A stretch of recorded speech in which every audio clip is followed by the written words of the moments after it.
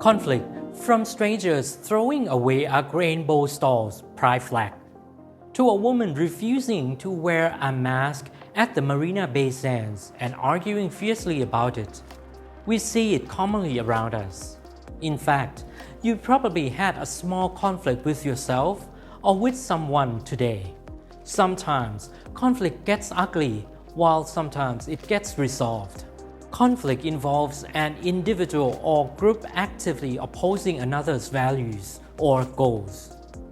When it comes to organizations, corporate conflict happens when stakeholder moves in a different direction from the organization. This often causes friction and many negative emotions. When this occurs, what can public relations professionals do? How can they move the organization and stakeholder toward a resolution? Now, keep calm and let us solve this question together.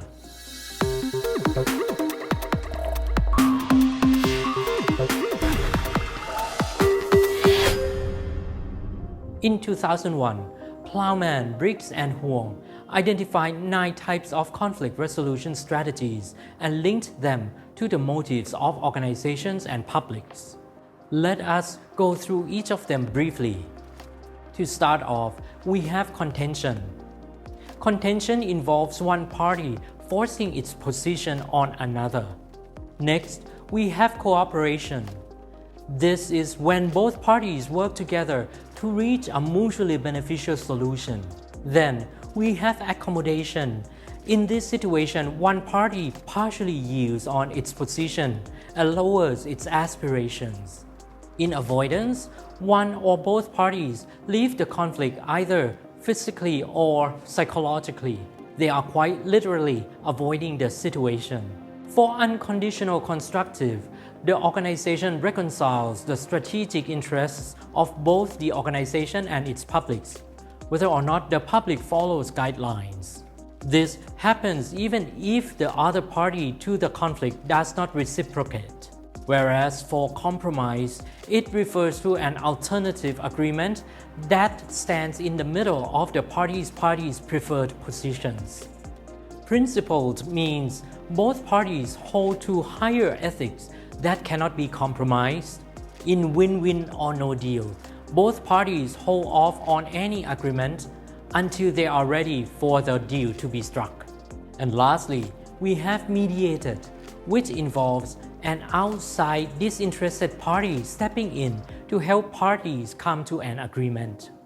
These 9 types of conflict resolution strategies can then be organized into a model like this. Let's see how we read this diagram.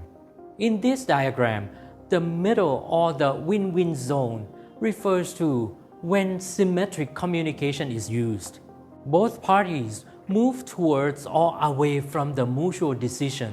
For the top left of the diagram, right above the middle line, is when communication is used by one party to dominate the other. The party is convinced or forced to accept the other party's position. As you can tell, this is largely asymmetric. One party is much more powerful here.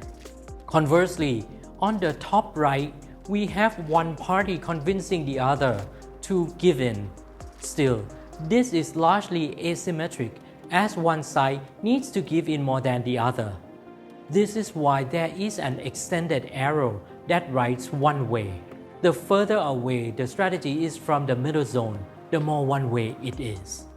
Now, you may be wondering, what about the resolution strategies below the line? These strategies are used to move both parties towards the more acceptable win-win zone. As you can tell, not all of these strategies will result in both parties being satisfied. While the conflict may be resolved, the job is far from over. Consider how you can best apply these strategies in your public relations work, especially when dealing with antagonistic stakeholders.